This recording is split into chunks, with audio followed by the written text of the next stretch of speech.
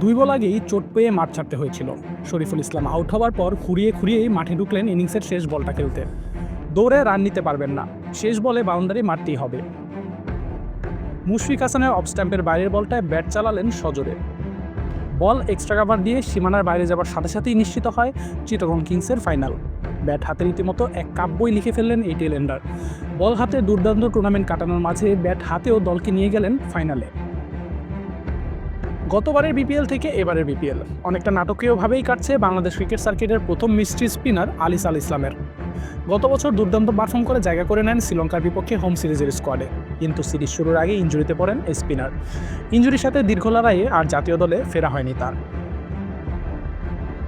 এবার এনসিএল টি-20তে দারুণ পারফর্ম করার পর চিটাগং কিংসের জার্সিতে বিপিএলেও দারুণ ছন্দে আছেন আলিস। 6 ম্যাচ খেলে 15 উইকেট শিকার করেছেন। রান বন্যার বিপিএলে আলিসের ইকোনমি ঈর্ষণীয়, 6-এর কিছুটা ওপরে। উইকেট প্রতি খরচ করেছেন 21 রান। ম্যাচের সবচেয়ে গুরুত্বপূর্ণ পর্যায়গুলোতে বোলিং করে নিজের ম্যাচ রুটির প্রমাণও রেখেছেন। আনঅর্থোডক্স স্পিনার বাংলাদেশে বিরল বললেও ভুল বলা হবে না। সেখানে আলিসের আবির্ভাব বাংলাদেশের ক্রিকেটের জন্য আশীর্বাদ।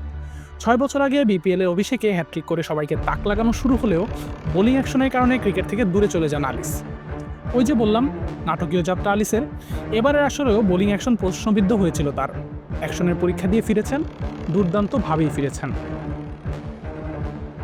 স্টক ডেলিভারির পাশাপাশি ক্যারাম বল কিংবা রং ওয়ানগুলো দারুণভাবে কাজে লাগাচ্ছেন আলিস।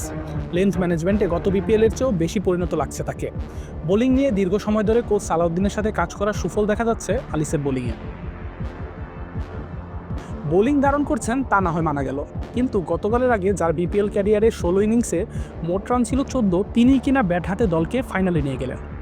18তম ওভারে পরপর 2 বলে জেসন হোল্ডারকে 4 আর 6 হাঁকানোর পর ইনিংসের শেষ বলে যখন 4 রান প্রয়োজন, তখন এক্সট্রা কাভার দিয়ে দারুণ এক ড্রাইভে সেই লক্ষ্য পূরণ করলেন। একজন ক্রিকেটার যখন পূর্ণ ছন্দে থাকেন তখন তার আত্মবিশ্বাস বোধ হয় এভাবেই প্রতিফলিত হয় মাঠে, সেটা ফিল্ডিংয়ে হোক কিংবা টেলেন্ডার হিসেবে ব্যাটিংয়েও। ব্যাট হাতে অমন অবাক করা পারফরমেন্স আলিসকে বল হাতেও আরও অনেক আত্মবিশ্বাসী করবে নিশ্চিতভাবেই। জাতীয় দলের আলোচনায় থাকা এই মিস্ট্রি স্পিনার ফাইনালে কীভাবে সেই আত্মবিশ্বাস কাজে লাগান তার দিকেই দৃষ্টি থাকবে সবার। আশিকুর রহমান শান্ত, ডি স্পোর্টস।